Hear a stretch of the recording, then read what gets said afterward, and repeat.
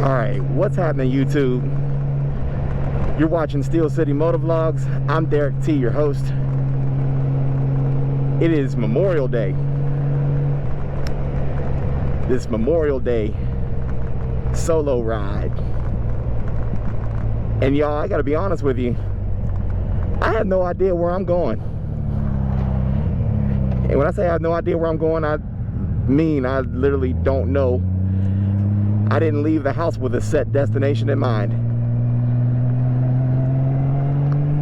I'm literally just out riding today because, as you can see from the clear blue sky, it's a beautiful day.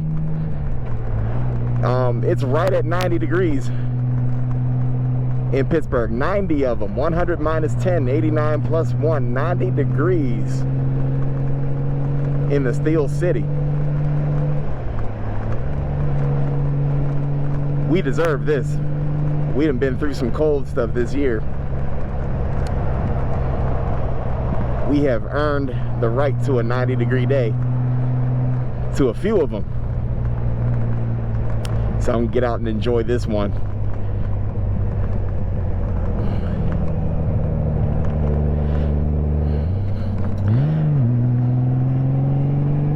I wanted to bring up a comment, a topic that's based on a comment on one of my other videos, one of my earlier videos, but I thought it was right on time because I literally couldn't think of a topic. It's kind of hard to go out with pre-planned topics. I usually don't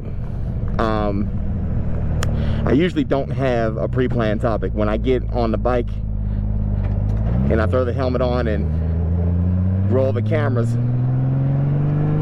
I'm usually just kind of shooting from the hip, and whatever's on my mind, hopefully it turns into a YouTube video, and more often than not it doesn't right away. Sometimes I have to take the footage and think of a topic later and voice it over or something like that. But today, my question is, do you need a $30,000 or $40,000 bike to get out and ride, to get out and tour, to get on to? I'm talking to you new bikers out there, or those of you all who are looking to get into it, you know, but you want a bike. Do you have to have a brand new 21 or 22, whatever, Indian, Harley, Goldwing?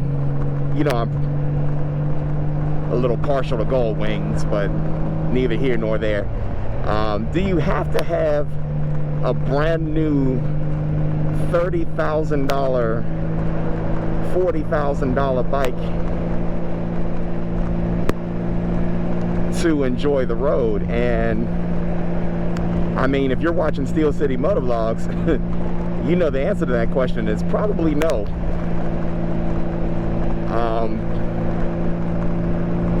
You know, and I'm not throwing any shade at anybody who, you know, you have a newer bike, man.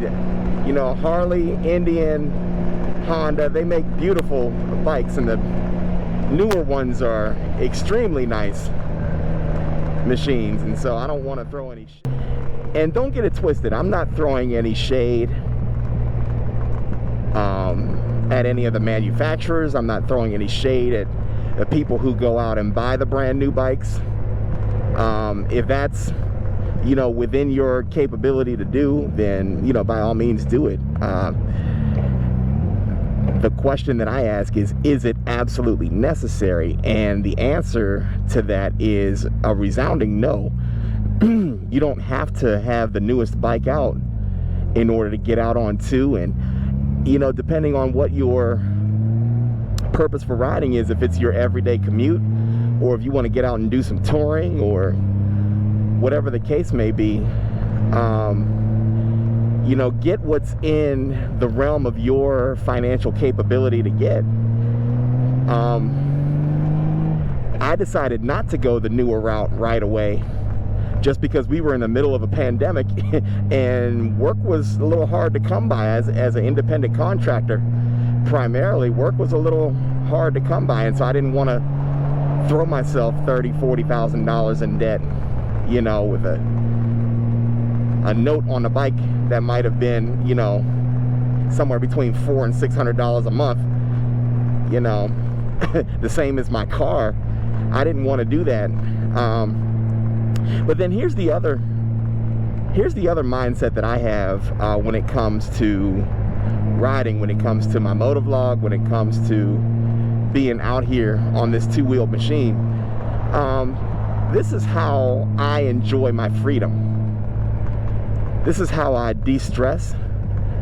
This is how I detox from all of the everyday worries and the everyday this and the everyday that.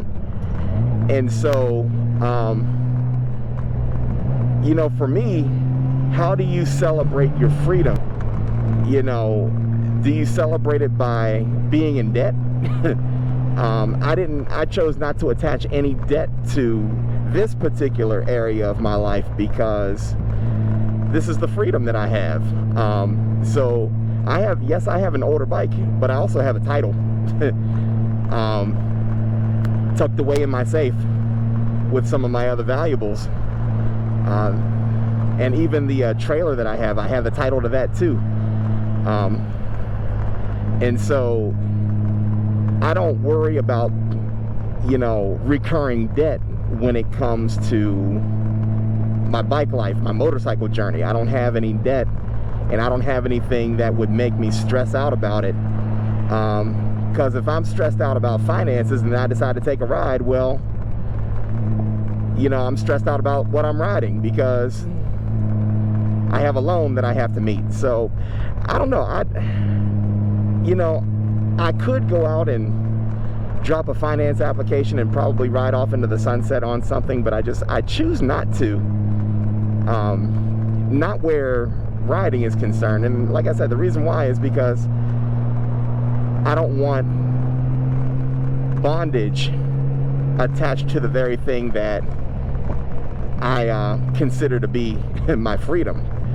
So those are just kind of my thoughts on it. But you know, I ride a Goldwing 1500. It's a 98, which means that it's 24 years old. The funny thing is I have people in my life who are younger than 24 years old. So, but let me tell you, I've been up and down the East Coast on this bike. I just got back from Norfolk, Virginia not too long ago. That was about a 1,200 mile turnaround. I've been as far as Georgia, you know, a few thousand miles on that trip.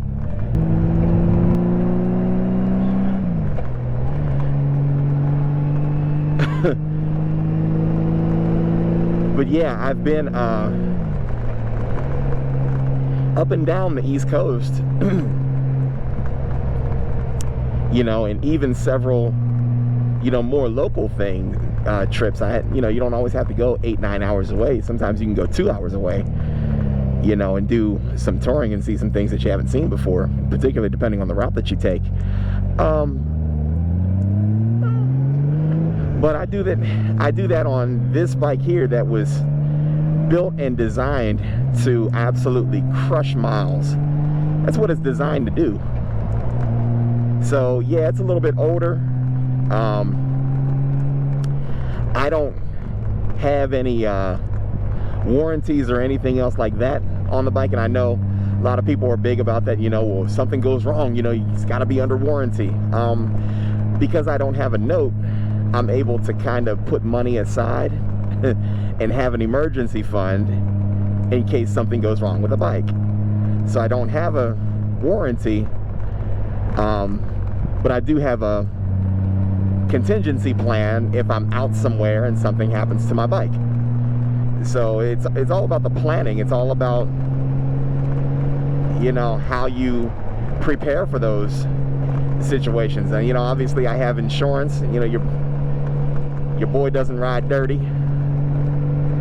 You know, so I keep the bike insured. I keep it, you know, plates registered and everything else. But, you know, you don't have to go all the way brand new, particularly if it's your first bike. You don't have to go all the way brand new and pay all of the extra money. You can find, you know, bikes that are really, really reliable.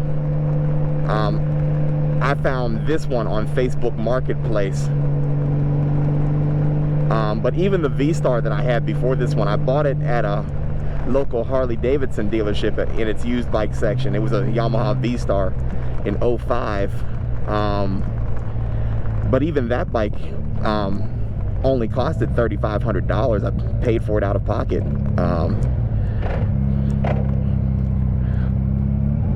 So yeah, I didn't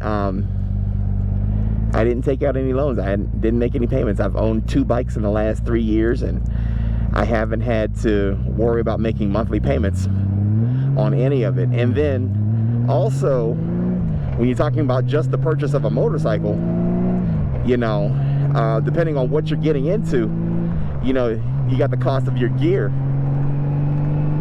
I remember it seemed like Amazon was at my house almost every day when I first bought a bike. They were bringing something that I ordered almost every day. I'm glad I kind of outgrew that a little bit. But then, you know, I started developing the YouTube channel, and that came with its own level of investment. But I was able to do it because, again, I'm not paying monthly payments, you know, out of my budget for the bike. And so I have a little bit of wiggle room if I want to go buy a new GoPro, or if I want to buy, you know, a piece of equipment that's going to help me with the channel.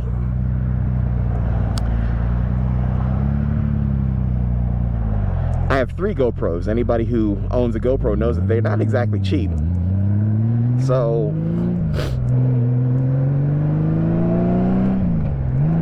motorcycling in general is not cheap. If you're going to get into it, you definitely got to have a plan.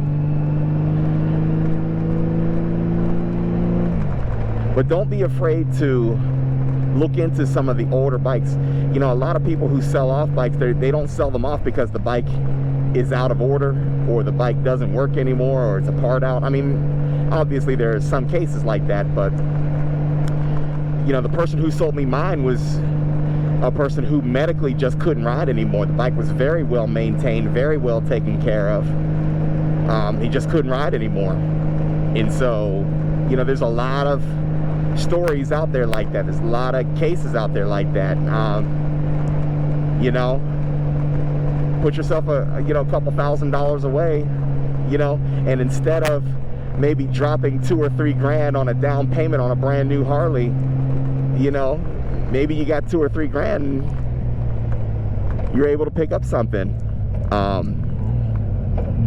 and then have money left over to make your upgrades that you want to make. So I've been able to bring this bike from 1998 into the 2020s. A lot of people out on bikes today, and with very good reason. Like I said, it's 90 degrees here in Pittsburgh today. Sunny day like today, Memorial Day. Not a lot of people working.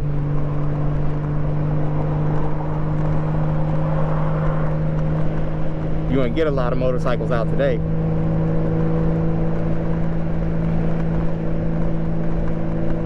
I made a stop by Cycle Gear because I was curious about something. Piece of motovlogging equipment that I'm thinking about investing in. Something that will help improve the quality of my videos.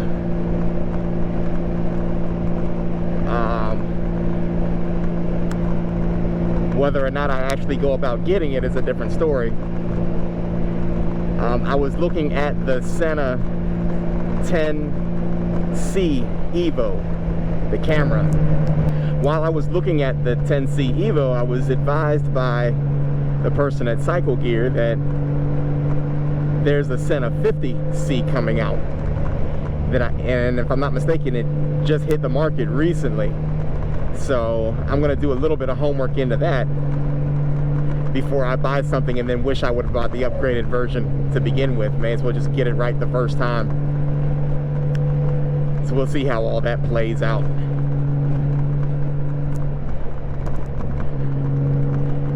I ended up having to take a phone call, so a lot of that got cut out of this video. It can be kind of frustrating sometimes when you're getting back-to-back phone calls and you're trying to record a motovlog at the same time. So the Senna is off for now. And the phone is in do not disturb mode until I get home.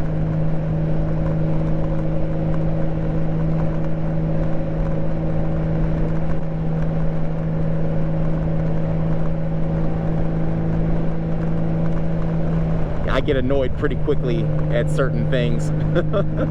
So, as a matter of fact, a couple of weeks ago, I dropped a video called "It Never Fails." And I talk about that. It just never fails. When I'm shooting a motovlog, that's when everybody wants to call, and that's when everybody wants to text and conversate and everything else. If I'm sitting at home doing nothing, looking for something to do, nobody seems to want to call. As soon as I get on the road, everybody wants to call. Happens all the time. I think I'm gonna go camping next weekend. I think I'm gonna take a second shot at that.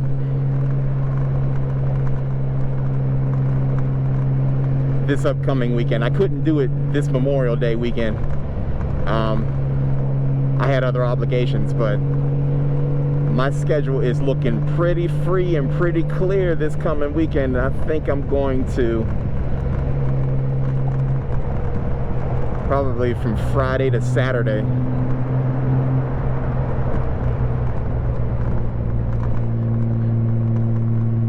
Do another moto camp out. What was I talking about before I got interrupted by the phone?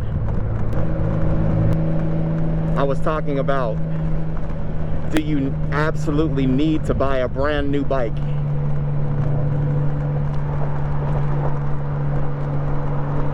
Especially, whoa, tire in the road.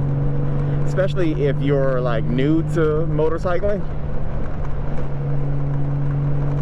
Do you need to make that kind of investment right off the bat?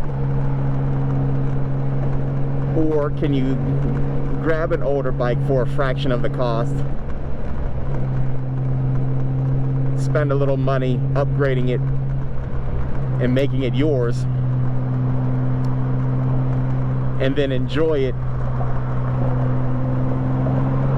without having the all of the overhead expense, you know, particularly the monthly payments that come along with making such an investment. Now, if you've got 30 or 40 grand in cash laying around,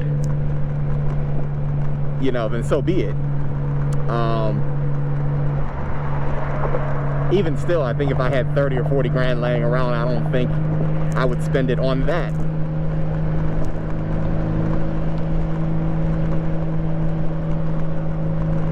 I don't know. I don't see it. My answer to that question is definitely a resounding no. You can, like I said, you can pay a quarter of that price, or a tenth of that price even. I mean, I paid roughly about $4,000 out of pocket and then sold a motorcycle and recouped some of my costs that way, to the point where I was only $1,500 out of pocket when it came to acquiring this bike.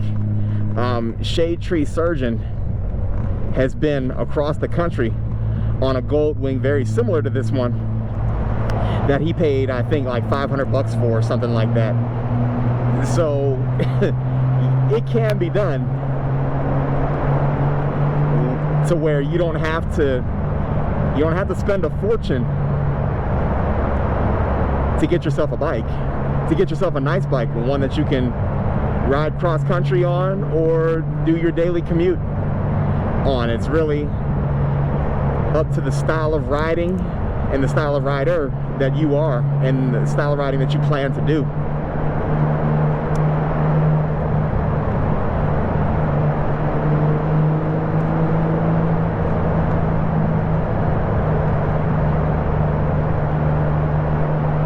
There's a part of me that likes taking older things and fixing them up, making them new again, giving them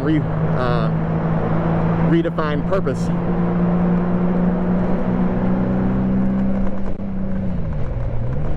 So, yeah, this was right up my alley.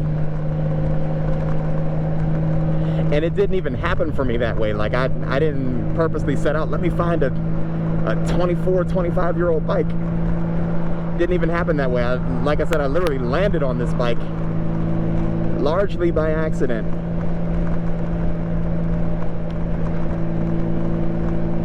With the way that I found it. And it just worked. The situation worked best for me. Alright, you all, I'm going to get ready to get out of here. But if you enjoyed this video as much as I did making it, I would that you would hit the subscribe button, drop a like and a comment. That really helps the channel out. And again, we're trying to reach 2,500 subscribers by the end of this year. So if you could help out in that regard, I'd really appreciate it. Until next time, I'm Derrick T. You're watching Steel City Motovlogs. You all be safe out there until the next adventure. Take care.